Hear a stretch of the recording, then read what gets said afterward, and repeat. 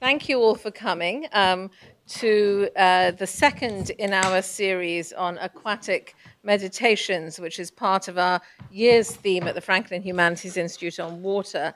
And this series, Aquatic Meditations, focuses on conversations with faculty members whose work examines water in some form or indeed in its formlessness, centering on the question, what does water mean to you? So our first conversation in this series was with Sarah Galetti and Anne Gael Salio, and it was all centered on the Seine, the meaning of the Seine, in literary texts, in art, in urban architecture. So the music you've been hearing while you've been getting your lunch is from the Symphony by Philip Glass, indeed his first symphonic escapade, called Itaipú. Glass's symphony was composed as a four-movement symphonic cantata in 1989, and it paid homage, indeed, to the world's largest hydroelectric dam, built on the Parana River between Paraguay and Brazil. And the text was written in Guarani with a translation by Daniela Thomas. It is quite extraordinarily being performed at Duke on March the 3rd. And so I'm going to just pass these around so you can, if you're interested, you can go along with that. The symphony, I am going to get on to introducing our guests in a second, but let me just say something. The symphony opens into four movements. The first, Mato Grosso, the second, the lake, the third, the dam, and the fourth, to the sea. And it celebrates the technological extraordinary nature of the dam, and it seems as if Glass it's not clear at least, as if Glass was aware of the environmental, the controversy around the environmental damage when he accepted the commission, when he traveled to Brazil, when he visited the project. I think one of the things that's quite interesting in thinking about this is in the context of the humanities and the interpretive social sciences, is of course what technology means in the world, right? We know that Heidegger, for example, when he was talking about the meaning of technology, the question of technology, asks us to consider something beyond the technical apparatus itself, to try to understand the non-biological natural world, plants, animals, water, indeed human beings, to try to understand unexploited elements and the ways in which they come to be exploited. And one of the examples that he picks on in thinking about this was the Rhine. So I bring this up because maybe our second speaker, Christine Folch, who is assistant professor in cultural anthropology and environmental science and policy, has been working on the topic of the dam and related issues for some time now. She's published a number of articles in Current Anthropology, in the Journal of Latin American and Caribbean Anthropology, an American Anthropologist, in Comparative Studies in Society and History, on the topic of the dam, and she has a book that is under contract with Princeton University Press called Hydropolitics: How Itaipú Dam Geoengineers Okay, why don't you just say what the name is? Yes. Dam Sovereignty and the Engineering of Modern South America. That's so much better than what, yes, just so much better. So just a few words about the kinds of things that she's been dealing with. She points out how critiques of the dam have tended to focus on environmental degradation caused by flooding, but she's also interested in the way in which this huge dam was also used in Stroessner's regime's secret police terror apparatus. So that's one aspect of the way in which she's been thinking about this. Another is to think about how the question of sovereignty is affected by the controversy around the dam. Looking back, she goes back into sort of older notions of sovereignty to bring them to bear on questions of sovereignty between Brazil and Paraguay, in order to think about how there could be, in a sense, a different form of sovereignty that comes into being. So her interlocutor today, who is going to be our first speaker, in fact, I've done this back to front, but you can see why, is Diane Nelson, who is a cultural anthropologist and is Professor of Cultural Anthropology and Gender, Sexuality, and Feminist Studies here at Duke, and she has worked on Guatemala since 1985. Her research has addressed war, genocide, ecocide, political movements, identification, and her theoretical interests lie in political economy, gender and sexuality, popular culture, science and technology, and militant defense of Gaia. She has numerous books, including Who Counts? The Mathematics of Death. And I don't know why my printer has done this strange thing, sorry. The Mathematics of Death, Mathematics of Death and Life After Genocide, Reckoning, the Ends of, Reckoning, the Ends of War in Guatemala. Another, A Finger in the Wound, Body Politics in Quincentennial Guatemala, and War by Other Means, Aftermath in Post-Genocide Guatemala with Carlotta McAllister, and Guatemala, The Question of Genocide with Liz Oglesby. She also writes for science fiction studies, and she says she keeps bees. I mean, I know she keeps bees, but she would like you to know, too, that she keeps bees, and she's very grateful to the students at Duke University for paying her salary.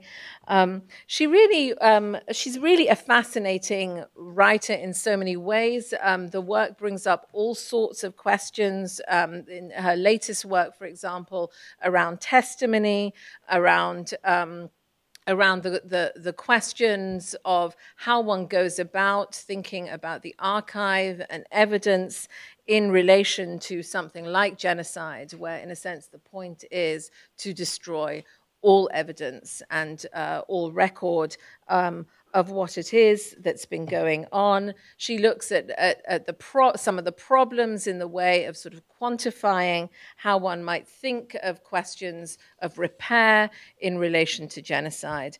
And she also looks at questions of court cases around this very importantly, and her work indeed has been really important in trying to think about the legal questions that arise around genocide.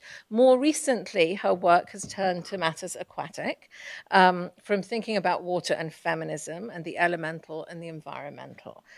So the format today is that each person is going to speak for about 15 minutes, and then we're going to open things to conversation.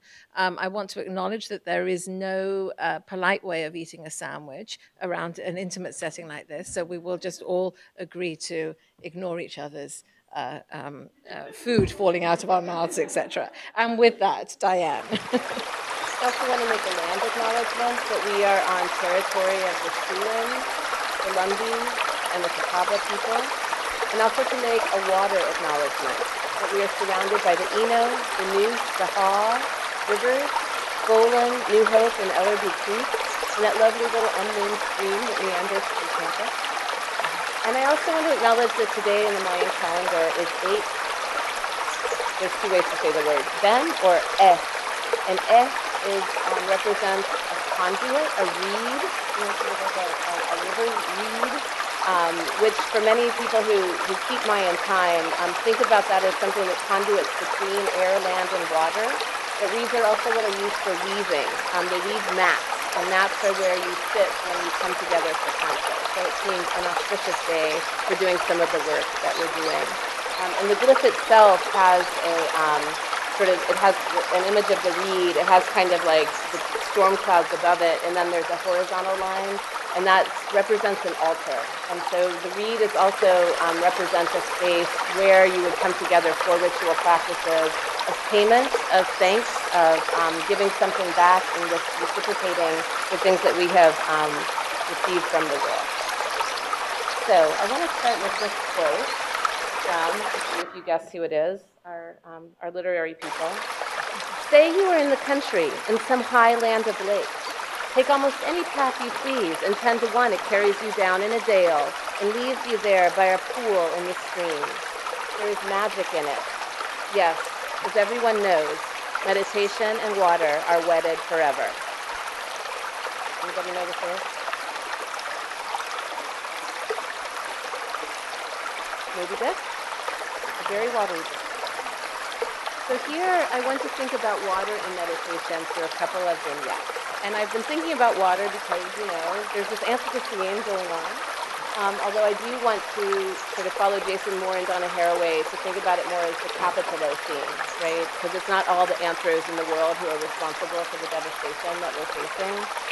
There's also a powerful argument for calling this the Plantationocene, something I'll return to briefly later on. I've also been thinking about water because I've been hanging out with my nephews, and they love to meditate by water. They're just fascinated by it. And I had been thinking about water in my last book on counting, and where I wrote this. The sky was bright with stars, luminescent, overwhelmingly populated. There was that great unfurling starry band, the Milky Way, the Mayan Bay, or White Road, stretching back into stories of how time began and the world was created. A glyph meaning Okbi, he enters the road, is a euphemism for death, where the road is the Milky Way, the path of souls on their journey to Shilbaba, land of the dead. I was on the terrace of the guest house as my nephew Quinn picked out some tunes on a guitar, and that amazing night sky wheeled overhead and illuminated a steep drop to a dark lake below. Early in the day, we had skimmed across those waters in a small boat with Juan and his 5-year-old daughter, Alma, to get to New Rio Negro, meaning Black River. That afternoon, we watched a documentary about a little girl from the original Rio Negro who had fled the violence and been adopted by a white family in Iowa. Only in her mid-20s, married and with 2 children, did she come to realize she was a survivor of one of the worst massacres of Guatemala's Civil War, as was Juan. The next day, he walked us straight up the mountain behind the town. On the way, he explained how in 1982, 1 month after all the men had been called over the mountain to the pro-army village of Chocok for military training and had been summarily executed, the women and children, he was 9 at the time, were rounded up by the army and civil patrollers from Chocok and forced to climb to the top, along the very trail we were walking. At a place called Oshom, which means where 2 mountains meet, where the sun appears, some women were raped and everyone was killed. Only 18 children, Juan among them, were spared and taken over the mountain to Chocok to be adopted by their family's assassins and enslaved. Rio Negro was targeted for scorched earth counterinsurgency because the residents had refused to be removed to make way for the Chikshoy hydroelectric dam that had turned their Black River, where they fished and swam, washed and drank, into the lake that we had crossed. Survivors held one of the first exhumations at the top of the mountain and commemorate the massacre there every year. But bodies from the massacre in nearby Los Encuentros were dumped in the well and left deep underwater when the area was flooded. Also often underwater now is a post-classic Mayan site, Cahuinal, which some say was as important as the famous Tikal. The stars were so awesome that night because there is no electricity in Rio Negro, nor anywhere else in the area surrounding the hydroelectric dam. So, water's in this thinking that I was doing, but it's, as in much of my work, it was more easily recognized as like political that I was interested in, the state-perpetrated massacres, the raciological violence cloaked in the language of national development, and that has been beginning to change. One of the reasons I sort of traced back is I had gone to a protest in Washington, D.C. by the, if you know, the new CIA, the Cowboys and Indians Association, which has been fighting pipeline And someone there just said, "Oh, you're from Duke. What are you doing about climate change?" And I was like, not enough. And something that Christine has been very involved in too. I think we've all been so inspired by the work of people at the Standing Rock and the Dakota Access Pipeline protests, the I Don't Know More work among mainly indigenous, but also other land-based peoples in Canada. These protests that insist over and over again that water is life, right? That's what circulates in water, but also these protests that are circulating increasingly across the Americas. In ways to connect work with these rising politics of water defenders everywhere. So then I started trying to think about the hydropolitics that we're working on here, and sort of tried to figure out if I had any clue at all how it works. And on a family trip to an old resort in West Virginia called Capon Springs, and being on leave last year, which was super awesome, and I got to read, pushed me to being and exploring what is the hydro, going a little bit more in depth. Thinking about its materiality and flow in the famed hydrological cycle. So this is another one of my meditative moments. The water takes 70 years to return to the surface, seeping up through the spring, said our guide on a short tour. That means the rain that fell today will be back here in the spring house in 70 years. 70 years. I suddenly realized that I don't understand the hydrological cycle. I know there's a constant amount of water in our world, that it falls and that it runs through rills and creeks and streams and rivers, much of it to the sea, and that some evaporates and falls again. But of course, some of it works its way down, ever so slowly, through the ever so varied geological formations of the Earth's underground. And some of it stays there with other stuff, like dead dinosaurs, and eons of even earlier creatures' remains, all those annals of the former world, become water tables and aquifers. Later, hiking with my nephew, we found a gorgeous, perfectly round, perfectly clear pond deep in the forest. He was most fascinated with the fauna, frogs, tadpoles, turtles, raccoon tracks, but I was drawn to ponder what they and we were in, the multiple processes and practices of making this little teacup. It was a sweet surprise to find there in the woods. How does water find these places to emerge? The English word spring for a source of water, a flow rising to the surface of the earth from below, is connected to spring, as in the season. It's coming, I know. And has the sense of bursting forth, just like plants rising in the springing time. Linked to leaping, usually interpreted dance, leaping and jumping. It was once used for sunrise and moonrise, spring of day and spring of moon. The strangeness of their emergence, the sense of surprise and as an unexpected gift, may be why springs have often been treated as sacred, at least by paganish folks and their commodifying descendants. Trying to map such mobile entities as springs and aquifers is in part trying to establish a fluidly dynamic baseline for later taking up the more than human effects of destructive and perhaps also attempts at curative human activities like the Chickasha Dam. But it's also a sort of recharge zone for what I'm thinking of as a hydraulic empire of the senses. I realize I'm trying to get a hydraulic head or a certain informational and theoretical pressure going regarding water's properties by bricolaging scientific hydrology with infiltrations. For example, Stephen Graham's insistence on thinking the vertical and volumetric geographies of our world in its subsurfaces and subterranes. Or someone like Kimberly Peters' work on the sea, which, like aquifers, is three-dimensional, fluid and liquid, undulating, and challenge us to think texture, currents, and the substance of water. Another concept, the critical zone, engages 4 dimensions, surface and depth, plus the time scale of ecological processes. 70 years. Our own Nicholas Gould Dan Richter explores how soil is connected to the health of plants, water, and other creatures in the wake of the Plantationocene in the U.S. South.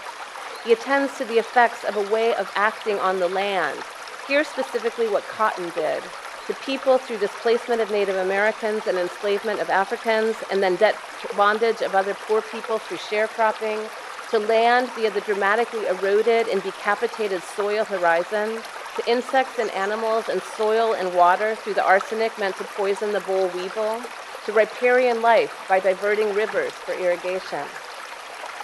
Which brings me back to rivers, like the Rio Negro, and the riparian, which is a water-land word, referring to those places linking aquatic and terrestrial. In relation to the powerful claim that water is life, I find the riparian an engaging scale to think with, in part because thinking water in all its manifestations, salt and sweet, atmospheric and underground, even the 75% of the human body it constitutes, feels capacious but maybe too large and too fluid. And when reified as simply water, it runs the risk of conceptually abandoning all the terrestrial interactions that make it life-giving.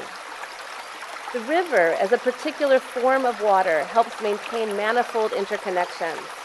The riparian invokes a sensorium specific to actual land waterscapes, while helping us think across complex relations of horizontality and verticality, human and non-human agency, and to ask how, exactly, is water life?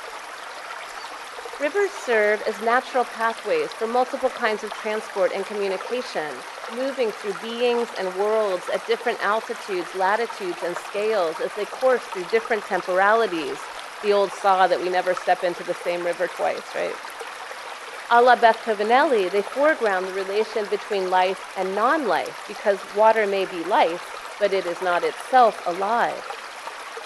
Rivers interconnect aquifers, springs, and rain through the porosity of rock and the transpiration of plants, extending their reach into climate and atmospherics. And it is always these interactions of water and land, stone and plant, sand and animal that make, sustain, or destroy riparian worlds. Rivers are thus where geological time most clearly meets human time, engaging both quantities and qualities of water as they form communicative, sensorial, symbiotic, and material interconnections within habitats and in relation to human impacts. This makes the riparian a particularly rich site for contemplating biopolitics and geontology dialectically. Thinking the riparian also includes the force of water, its floods, its overflows, and its energies. These are the very characteristics that increasingly endanger riparian worldings, as humans seek to harness them for hydroelectrics, waste disposal, and other technologies of commodification, often in the name of greener and healthier futures. Struggles over how these life forces should be contained and channeled have been central to the exercise of power since the rise of the earliest states. But under modernity, rivers and their flows have been harnessed specifically to the desire for progress of states and people excluded by the state alike.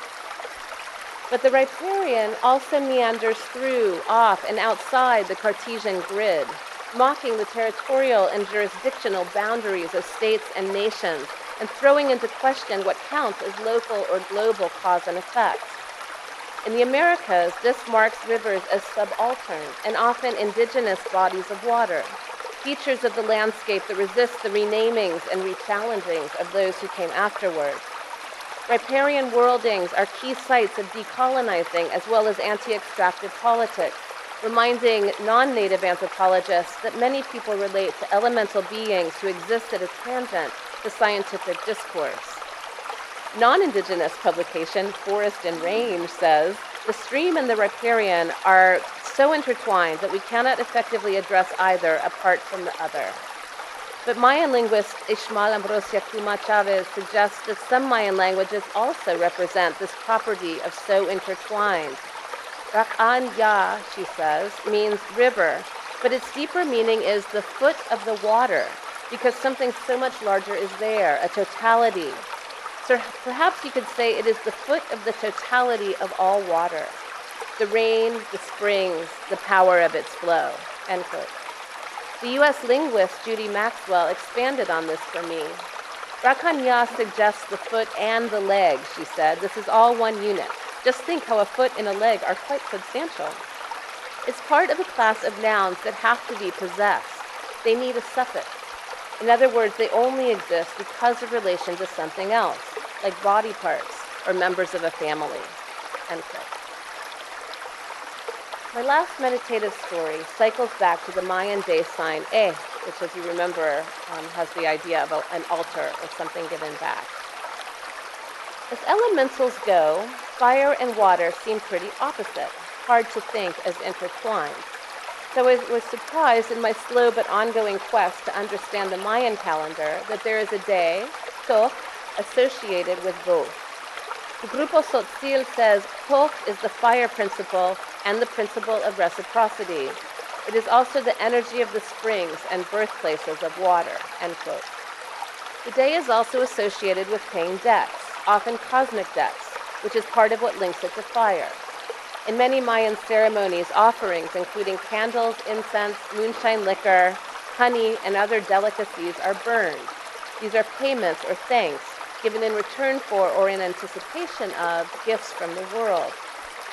Historically, blood has also been an offering, and both fish bones and manta ray tails were used to draw it from the human body.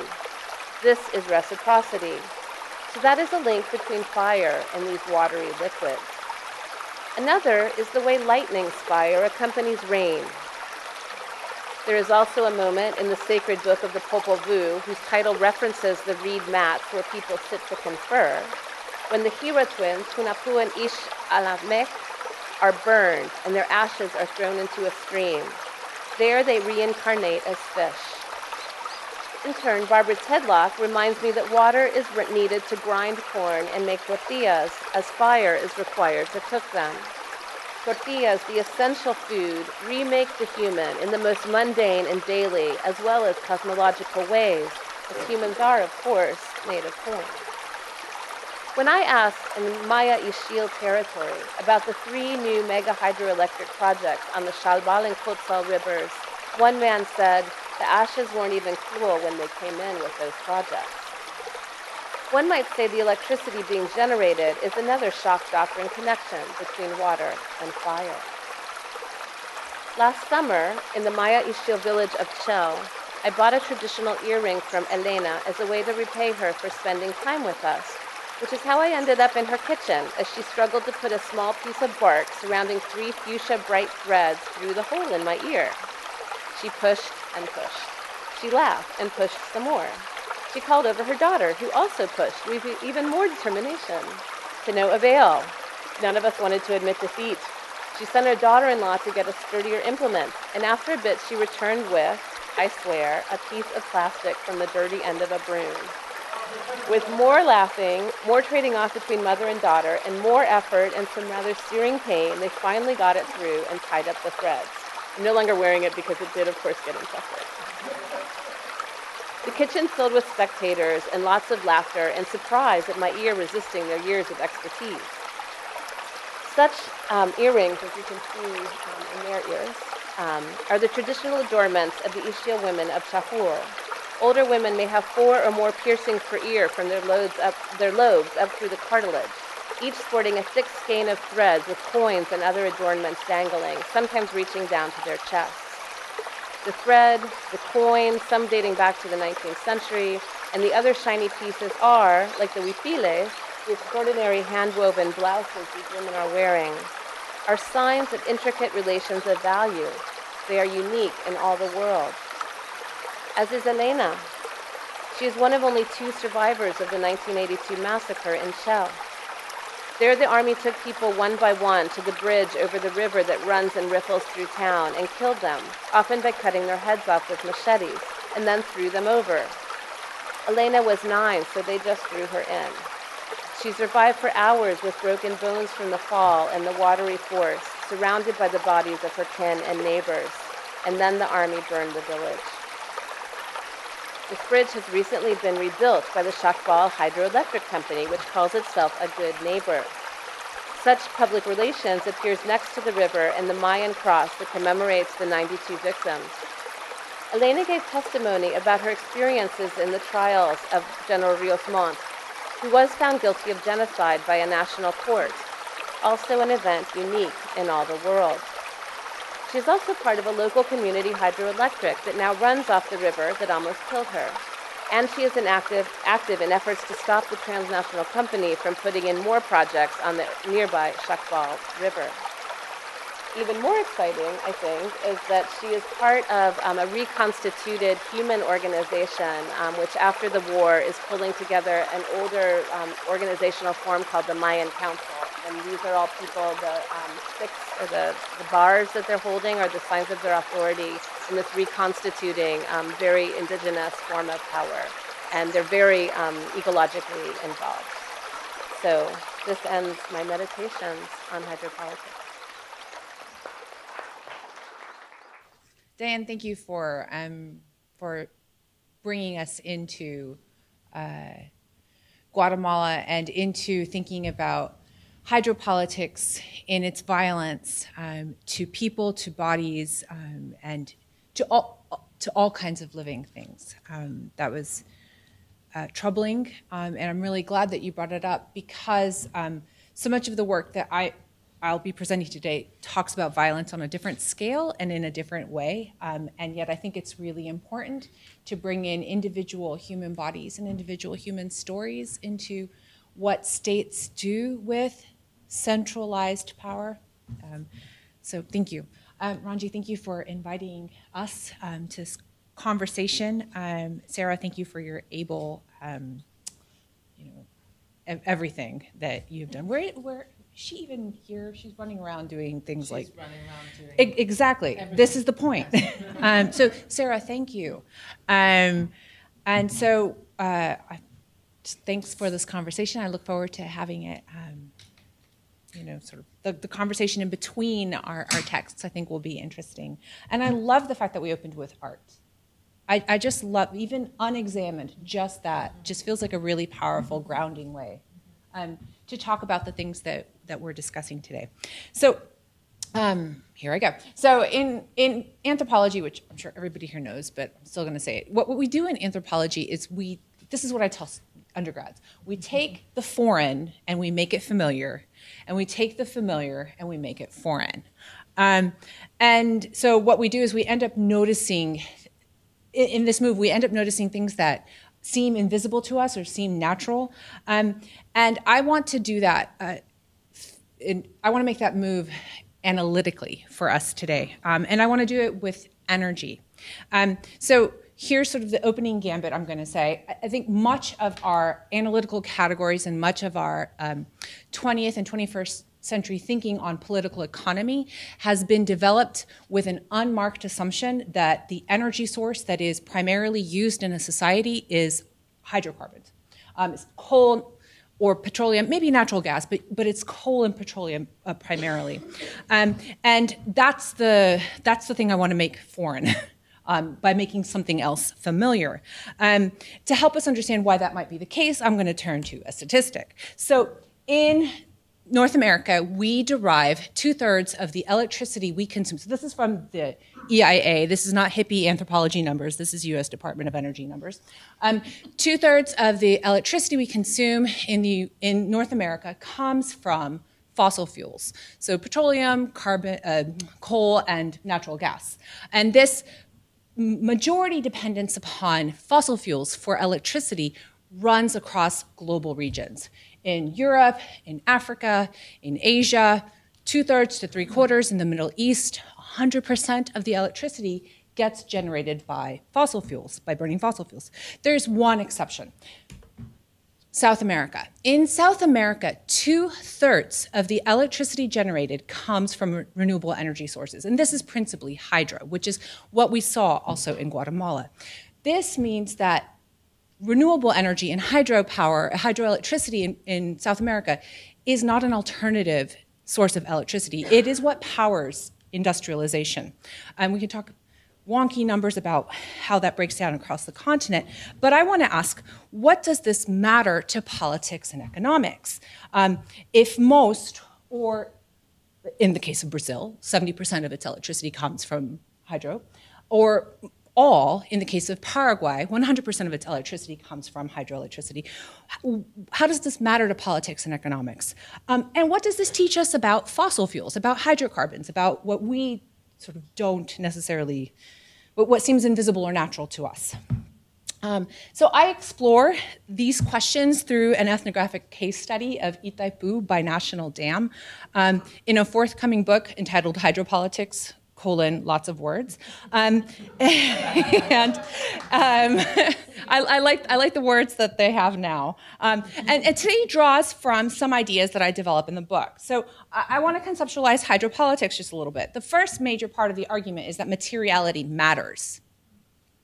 It matters to politics and economics and social values that the energy that powers industrialization in South America comes from water and not fossil fuels.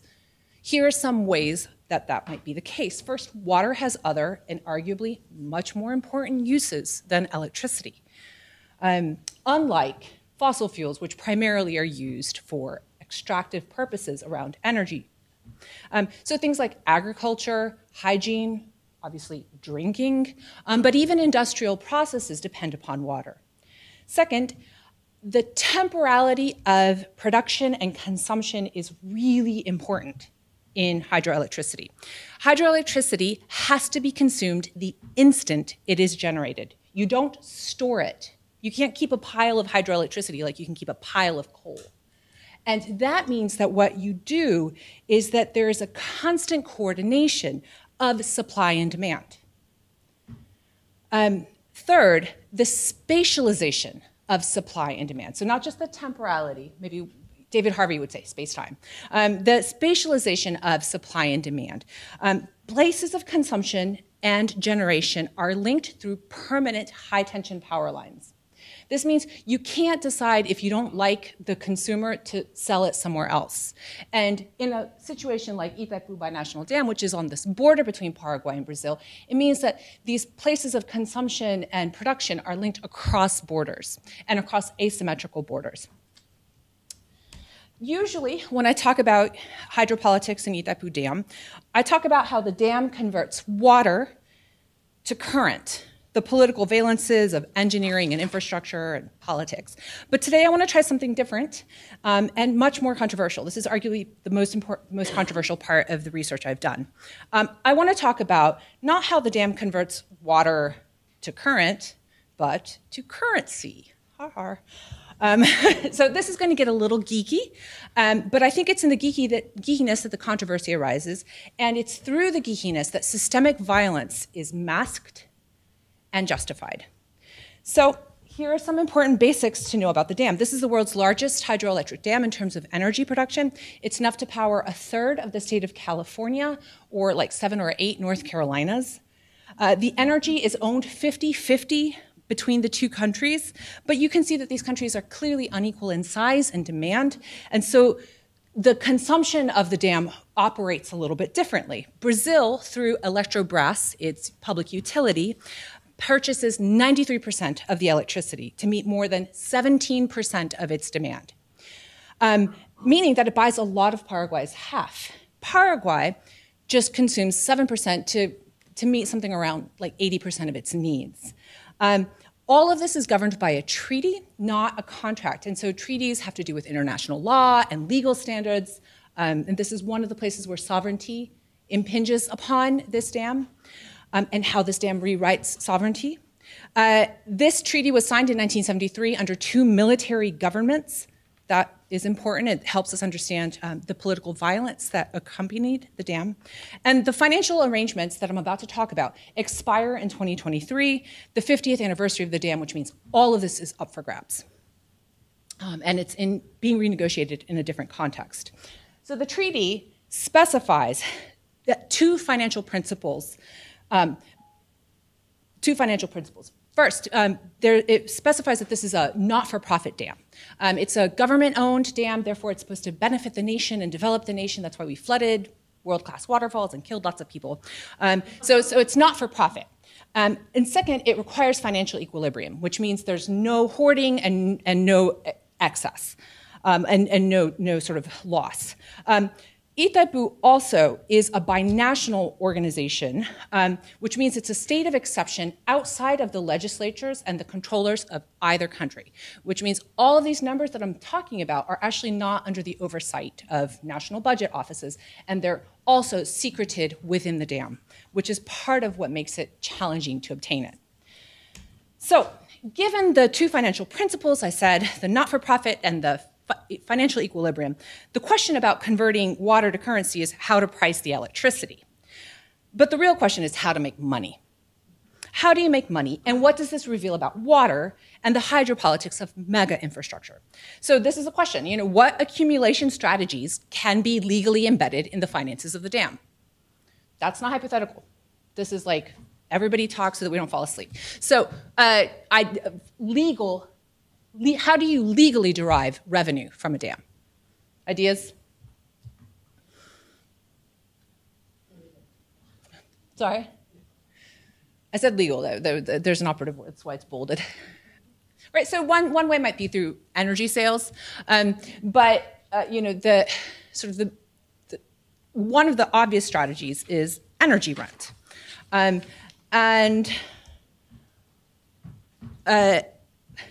energy rent is the principal accumulation strategy of the Paraguayan government in the dam. So I've got the formula here for how you calculate the tariff. It's set by the treaty, and remember, formulas are ways to embed values and priorities. And so although governments are not allowed to tax Itaipú, they found other ways, like taxes by other names, to charge fees. And I want to highlight royalties. Which is the term in Spanish, not just in English. They also call it regalías. And this was something argued for by the Paraguayans in the original negotiations of the dam. And the idea was this: because the subsoil is owned by the state on behalf of the nation, which is different from how it operates in North America, where individuals or companies can own the subsoil. This is not possible conceptually in Latin America. Because the state owns the subsoil, the logic Paraguayan negotiators argued was that Itaipú owed rent on the water to the state because it was using the subsoil. And so they created this category called royalties. And as you can see, royalties bring in a substantial amount of money every year to both the Paraguayan and the Brazilian treasuries. It's sort of, in terms of scale, this is a lot of money for Paraguay. But this is not the only important source of rent for the Paraguayan government.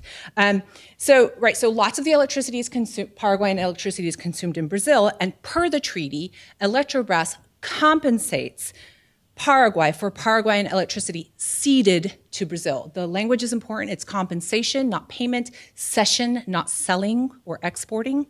When I first got to Paraguay in 2007, this number was about $2.80 per megawatt hour, which came to $120 million a year. Today, it's about $9 per megawatt hour, which is about $360 million a year. So the Paraguayan government will get $600 or $700 million just in energy rent from this dam. So that doesn't include energy sales or anything like that. Okay, this is easy money for the government, but it is controversial because it's not a market price. And so Eletrobras can then resell that electricity for anywhere between $20 and $40 on the market, pocketing the difference. In 2007 and 2008, a leftist social movement arose, I see myself moving the mouse, to contest this by demanding that Paraguay recover its hydroelectric sovereignty. And this leftist social movement argued that what Paraguay should do with its sovereignty is charge a market price and use the money to invest in social development and social transformation. This is important because they won. They won the presidency and ended one-party rule for the first time in living memory. And so they rescripted energy politics in Paraguay. To learn more about that, buy my book. So, yeah. Oh, and so then, so this is a lot of money for Paraguay. So what happens with this is that this leads to discourses of corruption within Paraguay, right? Like how the government spends this money. But it also leads to a discourse within Brazil about Paraguay is particularly corrupt or trying to get something for nothing from Brazil. So energy rent. Accumulation strategy for Paraguay. But I want to talk about another one that's on a different scale and doesn't actually get talked about very much. And that accumulation strategy is debt, compound interest, and a captive market. In 1973, the planned cost of this dam was a staggering $2 billion with the debt amortized to 2023. This was a huge amount of debt. But it has grown to $60 billion. By 2023. And How? This is the most controversial part of my research and the most difficult to obtain in terms of numbers. At the beginning of construction, the government of Paraguay and its utility didn't have, so this is really wonky. The government of Paraguay didn't have collateral to secure the debt for Itaipú, so the government of Brazil, through Eletrobras, its utility, said, what we're going to do is we will secure all of the financing. Itaipú will hold it, but we'll secure it. But when it came time to get loans for construction, the credit crisis of the 1970s caused by the oil crisis meant that credit was dried up. So instead of being a kind of co-debtor, Eletrobras started loaning money to Itaipú directly. And the plan was that once electricity generation began, it could begin paying back the debt.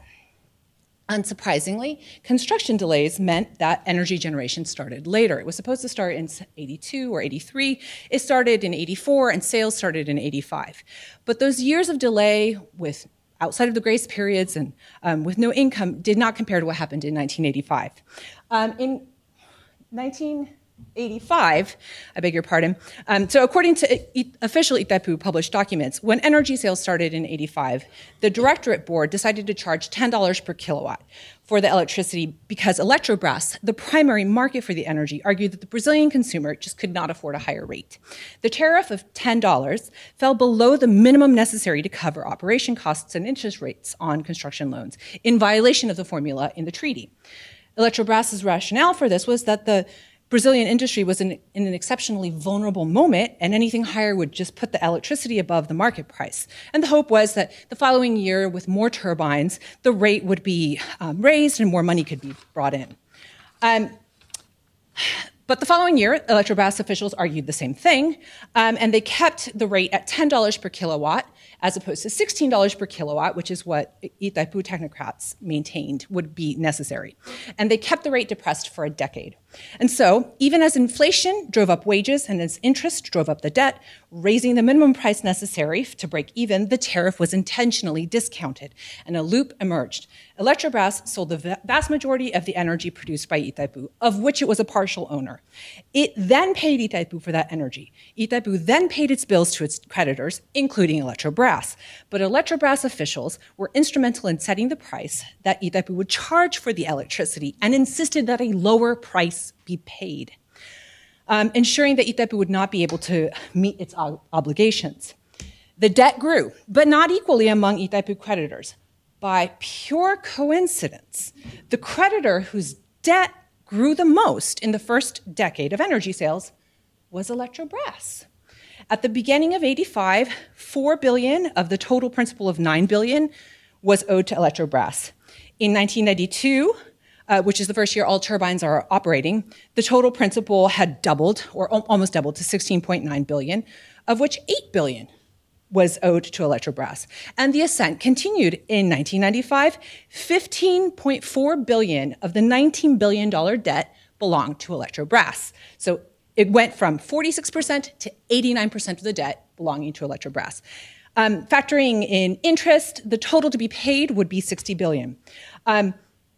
So this debt quadruples.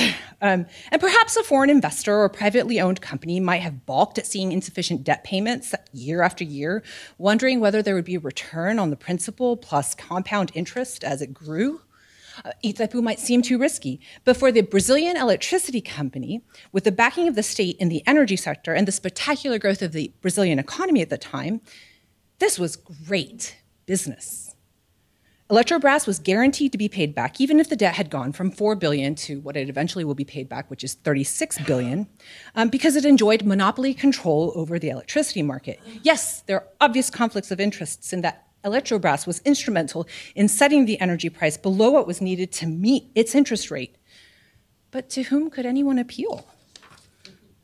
Whatever the technicalities of the law, Eletrobras and the Brazilian government writ large were above it, demonstrating state power and sovereignty. So, to learn how this was partially resolved in 1995, and 96, such that the debt will be paid off in 2023, you also should read the book. So I'm just going to close by showing some questions, some technopolitical questions around hydropolitics. I've talked a lot about money and numbers, and I know that it can get very technical, but it is in this technicality that that power happens. And so the question I want to ask is, how does hydro help us rethink categories around value, patrimony, politics? How do the geeky finances of hydropower differ from fossil fuels? Namely, how are hydrodollars different from petrodollars, and how do they function in economies? How does hydro energy rent differ from carbon energy rent? These are some of the questions I explore in the book, which is here. And so this is sort of the tentative cover. And as you can see, I'm very grateful to the FHI for incubating this book through a manuscript workshop. And I look forward to hearing your questions and comments. Thank you.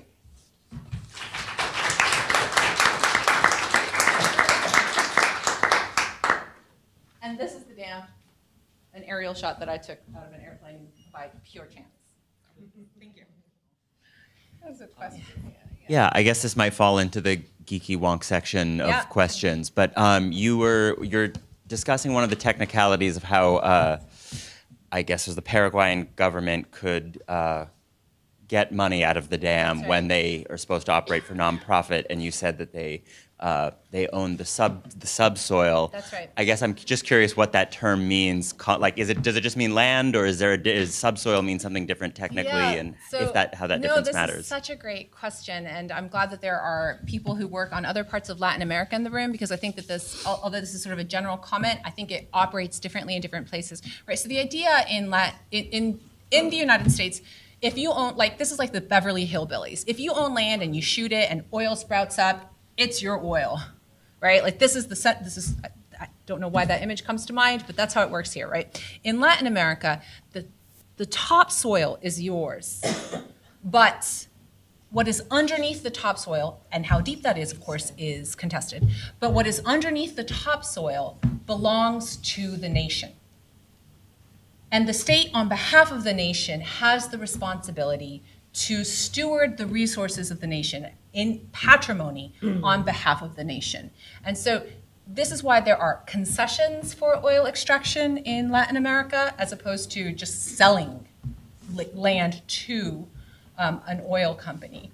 And this move here, obviously, is a move to think about, the river is not subsoil. The river is actually at the level of the soil, but to conceptualize the river as a mineral resource and the hydroelectric potential of the river, the height at which the dam would, the height that the river would fall, as subsoil. And so there's this move in Latin America to reconceptualize what Diane mentioned, which is verticality, as something that does not belong to an individual. It cannot, but it does belong to the nation. So places like Colombia have made a case that all the way up to space is theirs.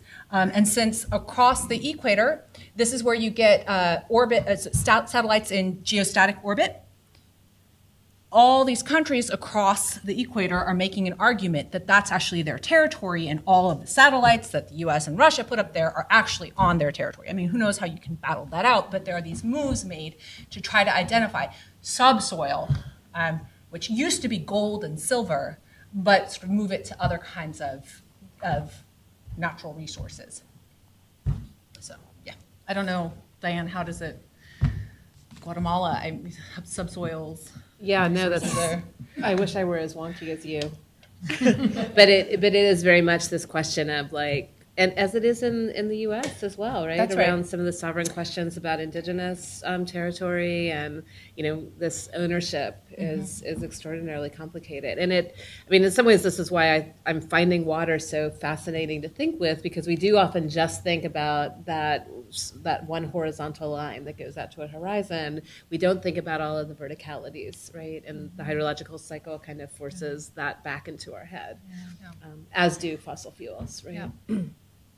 And what happens when you do mountaintop removal to get at them, as opposed to the shaft mining and maybe our corporate, it's on the surface now, or what, all of that kind of destructiveness. What the surface is. Yeah, exactly. Yeah. You know what? Deep down, we're just really superficial. Oh, God. Sorry. Diane is the queen of puns. I know, really. So one of the things that I was thinking about too, as you were both talking, is that our last meditation, as it were, on the Seine, in that we were two of the terms that became operative, and one opposition, I guess, with the distinction between the subterranean and the submarine, right? That was actually quite generative in some ways, partly thinking about, in fact, the corpses that end up in the Seine, submarine entities, but also sewage through our architectural historian that actually is subterranean in all sorts of ways, right? And so I'm fascinated by this sense of the subsoil not being in a whole different category than that of the topsoil, as it were. I'm teaching a class related to the water theme this year, and one of the things that we've been trying to think about is border jurisdiction. We started off with Hugo Grotius's work on the free sea, and the way in which there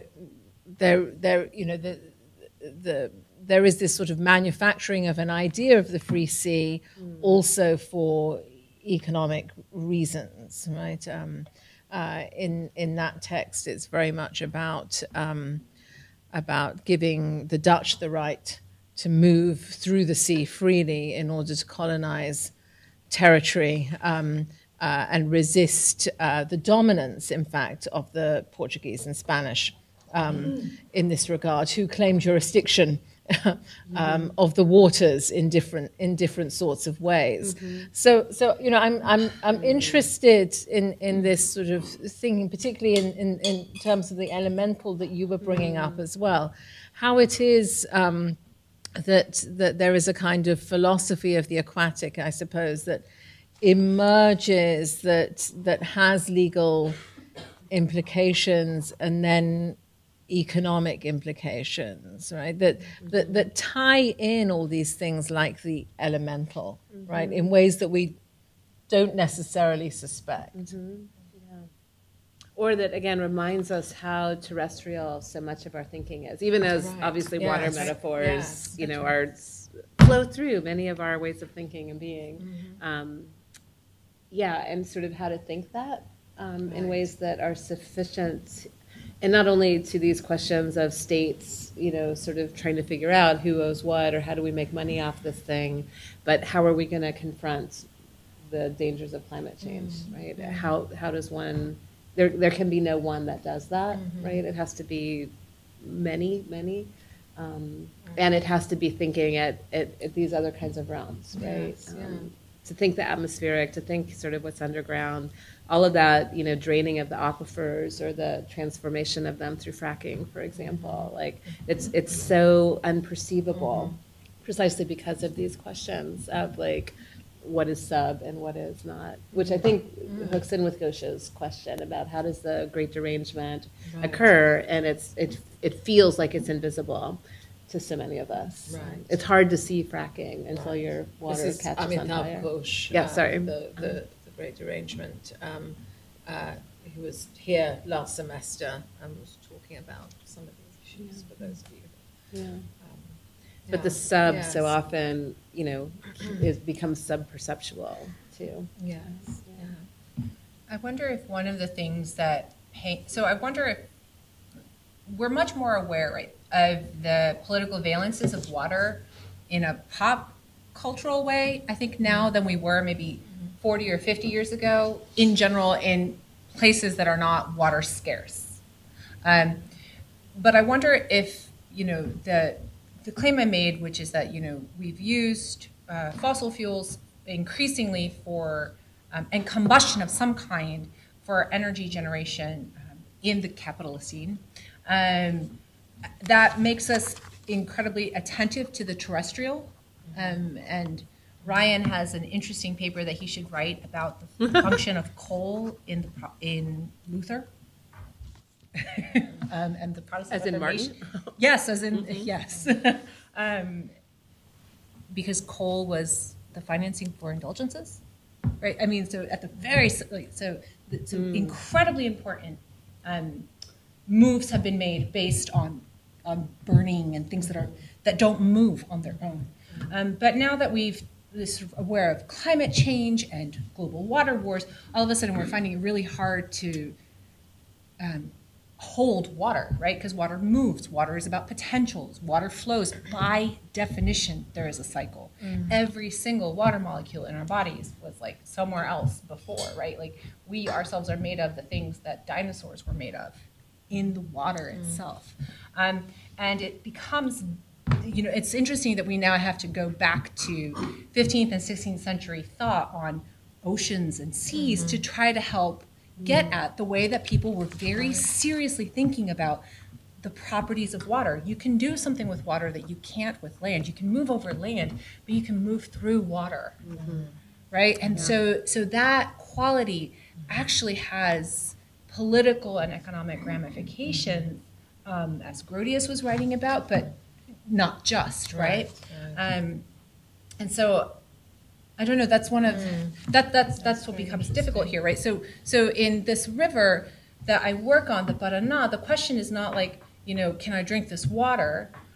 The question for these two countries and in the treaty that they signed around this, that gave rise to this dam, was what do you do with some of the things that happen to the water, which is the water moved over a beautiful set of waterfalls called Saltos de Guairá, and they were the waterfalls with the fastest flow rate on the planet.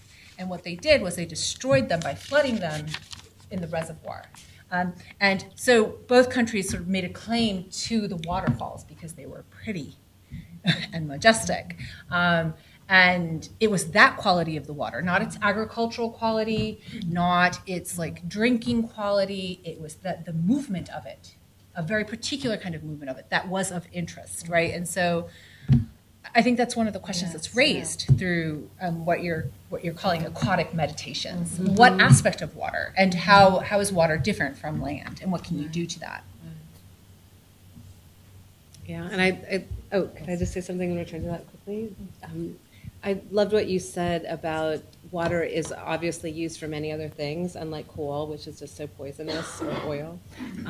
And that question of how does one then value all of the work that you're doing is so awesome. How does one value those incredibly basic things? We're 75% water, everything we eat, necessitates water in a certain form, pure enough, right, to not kill those beings before we can consume them or kill us. Yep. So then that question also becomes, what would it take to value that water so that it would be impossible to mine the tar sands, right? So it would be impossible to frack, because that would be such a stupidly, undervalued way of destroying something that's so necessary for life. Yeah. Sorry.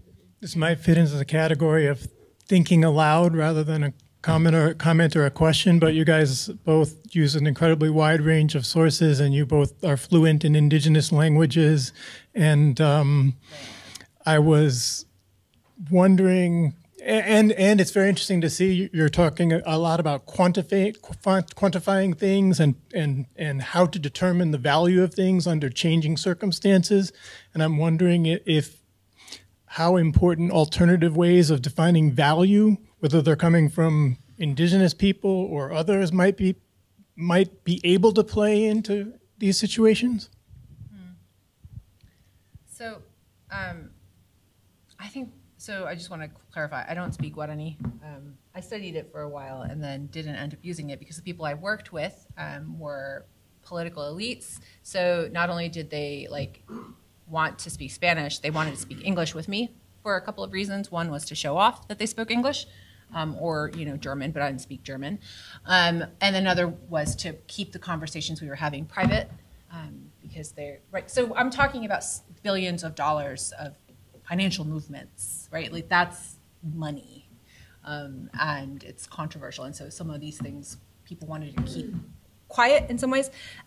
So there is really important work to be done on the intersection of indigeneity and Itaipú Itaipú. This comes from the name of an island that means the rock that sings. And so the idea was that when the water hit that rock, it made a sound, a very particular sound. And of course, that island was flooded when the Itaipú Reservoir was filled in '82.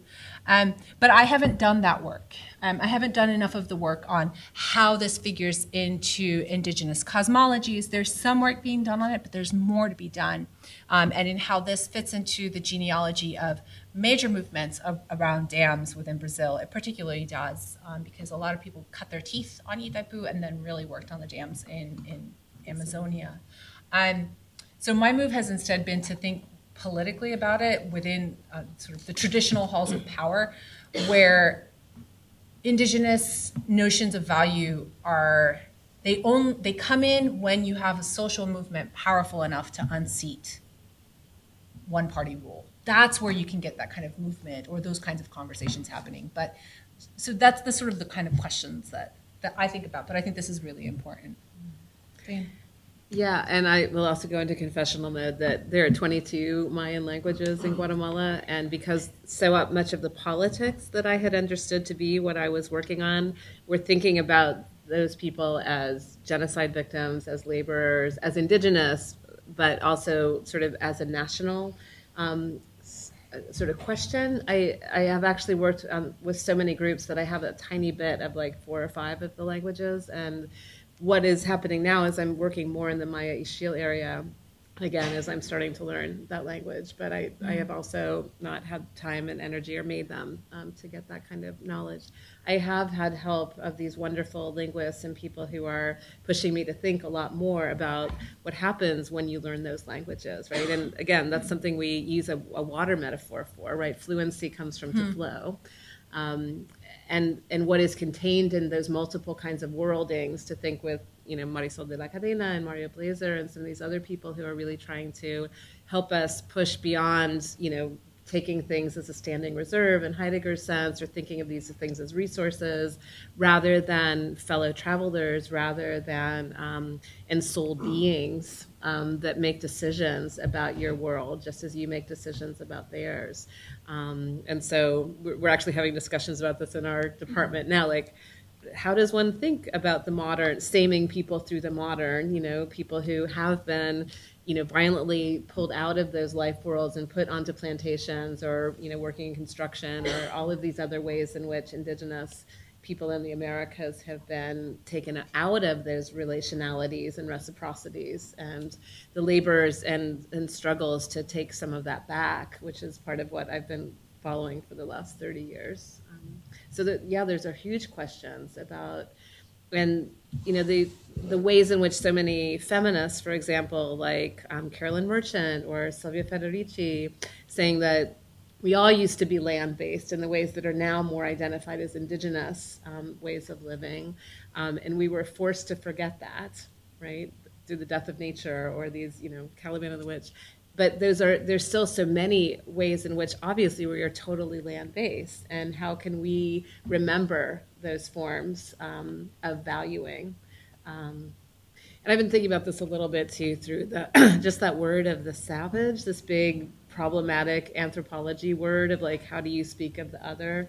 And yet savage comes from the word for selva, right, or forest, and with the idea that, you know, it names those who are closer to the land.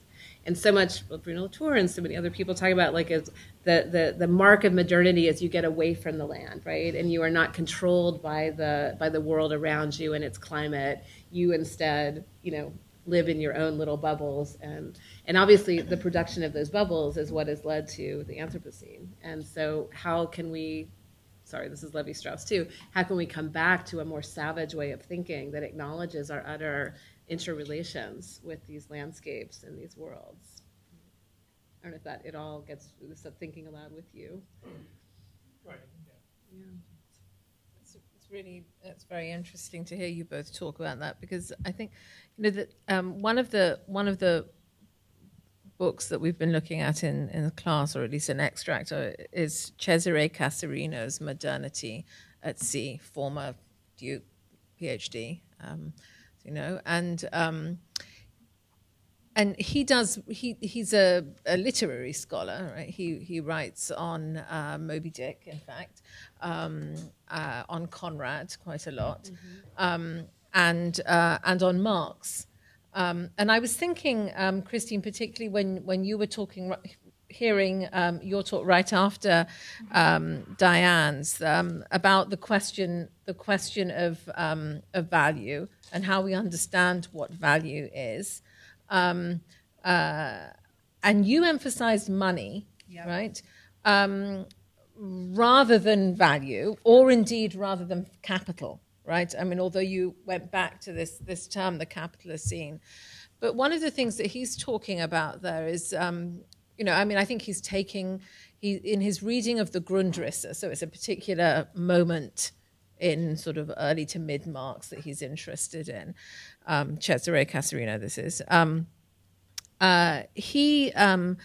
He's looking at the way in which there is this idea that we can't be against money, but we can be against capital, as it were, and how it is that a different kind of shape of the sea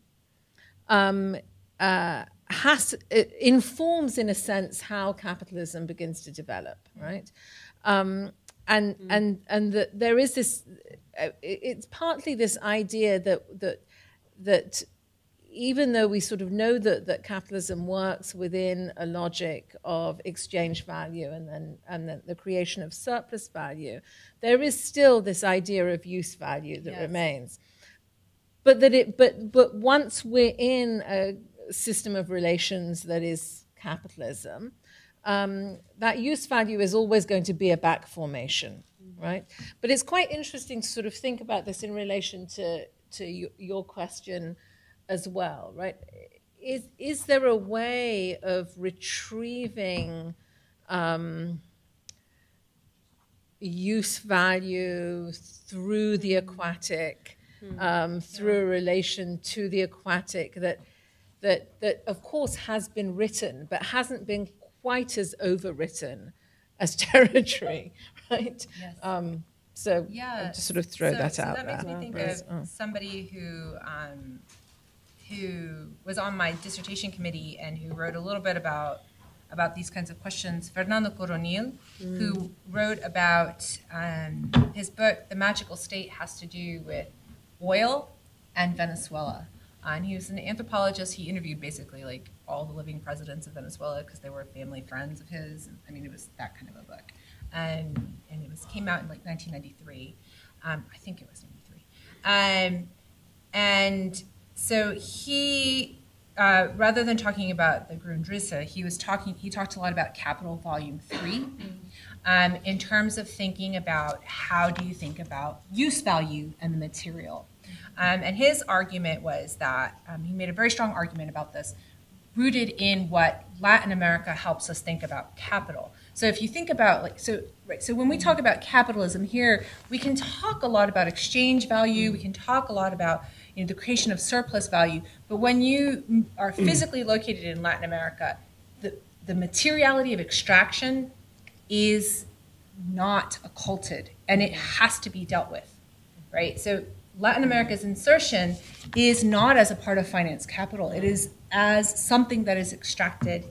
And how do you theorize that in sort of with Marx? And his argument was that, so often we talk about capitalism as the relationship of labor and capital, but actually Marx in Volume 3 talks about it as labor, capital, and land.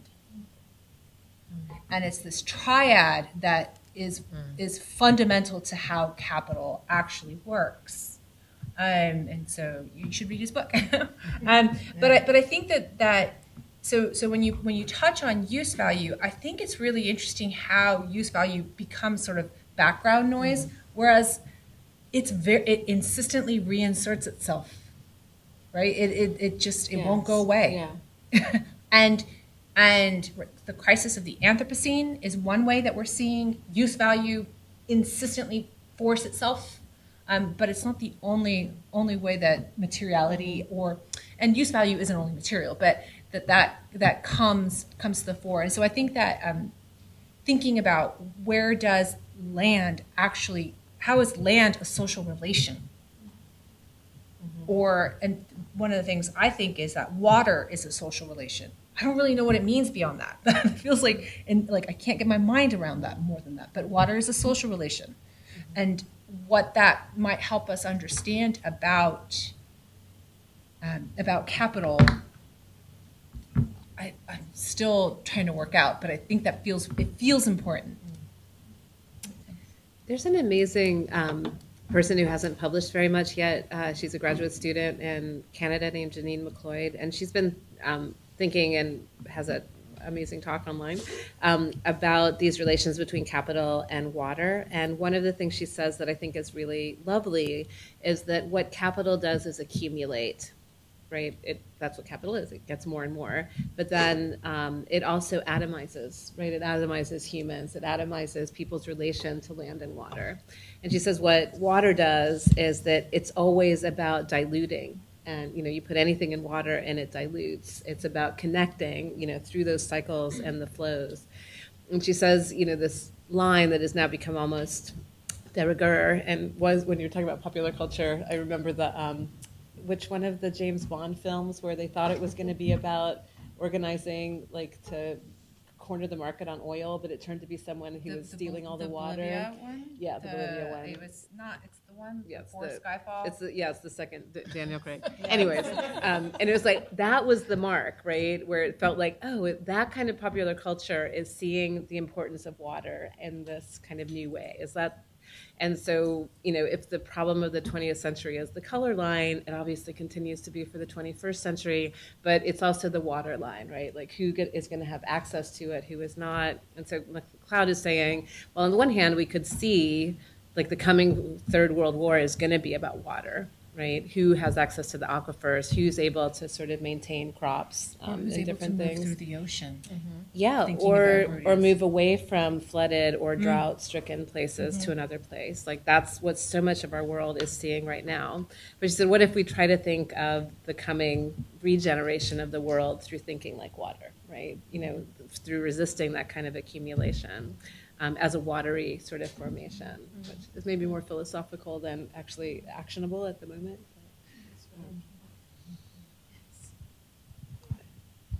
Thank you both so much. This was really, really interesting. I'm thinking about both of your talks together, and correct me if I'm getting my wires crossed somewhere, but these rivers that are sites of genocide and massacre, where people are being drowned or corpses are being deposited into rivers, are those waterways then the same ones that are connected to these hydropower sites?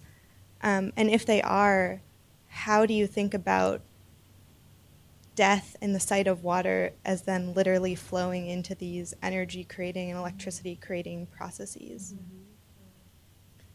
I think you've thought them perfectly. Yeah. Great.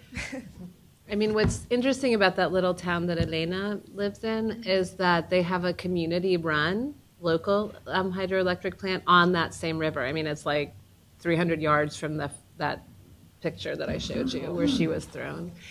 And that is actually producing electricity for that area. But it's a slightly larger river, a much larger river that one flows into, that I showed you some of those pictures of those incredibly steep. And there were definitely bodies thrown into that river. There were people who were fleeing the army and trying to go down those hills and cross that river and get back up them to get away from the army coming. So a lot of people were lost in that river. And that's where the big sort of corporate mega infrastructure dams are. I don't know if you could see that. I showed you a picture of one way down at the bottom of the valley. And that's, of course, like any of these places where this kind of violence has happened, whether it's land or whether it's water, is the haunting of those places is extraordinarily intense. And so when people make that connection, the ashes weren't cold before they came in with it. This is totally Naomi Klein, right, on the shock doctrine, opening the way for this kind of extraction. And again, and when I showed you those giant, high tension wires that take all of that electricity away, none of that is in the area that people are in. People are just super aware of that, right? And these were always already sentient landscapes, one might say. And this adds a whole sort of layer of who's still around there.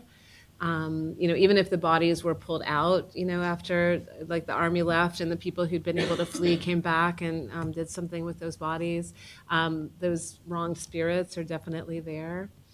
And again, the water is not the same water, and yet that wateriness is definitely a part of that flow, and why I also wanted to bring up those commemorative projects. Being absolutely essential as part of that reciprocity, right? The present to the past and to possible futures, as well as to the gifts that the earth and water give. Yeah, super complicated. So one of the things I think about is that there were like 130 workers who died constructing Itaipú Dam. It required a workforce of 35,000 people. They built cities around it, including brothels. And brought in people from the countryside to service the brothels. I mean, there's a dissertation by John White about this, and Jacob Blanc also has a dissertation around this. But like the man camps, right? Yeah. All over the Midwest. Yes. So right, the 139, 140 people who lost their lives formally as in the construction, they're commemorated through an orchard that's been planted, one tree for each of them. Whereas indigenous bodies are invisible. Those modern worker bodies. They're like so there's like a museum of the Guarani land that is right next to the zoo in Itaipú, and it's got stuff from like how they lived in the past, right? And that's sort of where indigeneity is, next to the really cool jaguars and birds and things like that. So that's how, this sort of tells you that where that kind of violence, how it gets scripted, and then the ways that this dam was actually used in regimes of terror in both Paraguay and Brazil, and ancillarily in Argentina. That stuff is not acknowledged.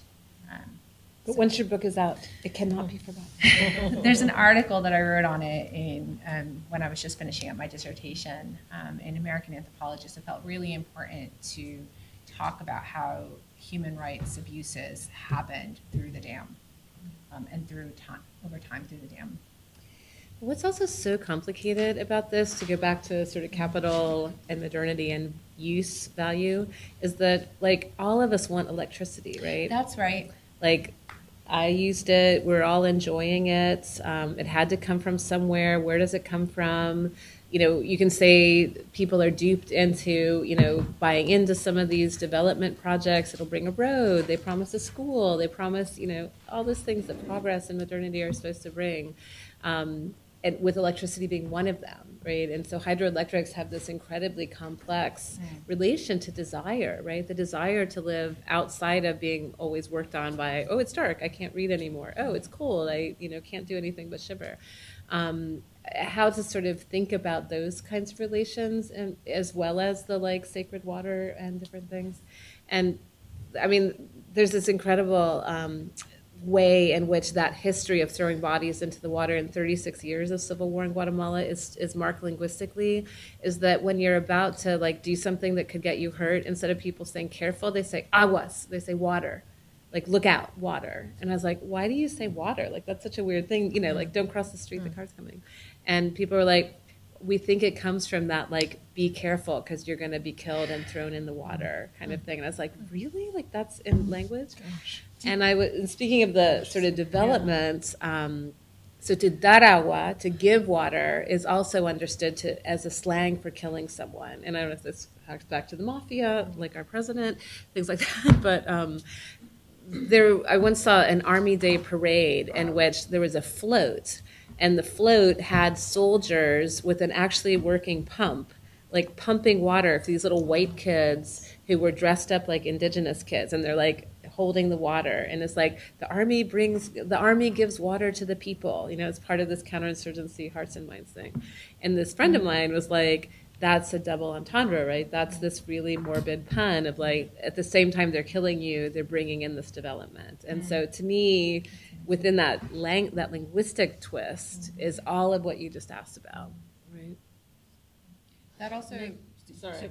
Are we out of time? Well, we are, but I know Nega's been trying to ask a question. So why don't you just Yes, ask please. your question and then we'll wrap up. Yes, exactly. Yes, Sorry yeah. about that. It's almost too late to ask the question. So I was thinking about how you, Diane, have worked so much on things that need a certain kind of permanence. The archive, accounting, memory. They are very terrestrial activities, right? The exhuming. And I was just wondering how, in meditating on the aquatic, your thinking about your work has changed, and how your working on the past has changed, how it's affected it. What a beautiful question. I'm not sure what to say except what I said, though.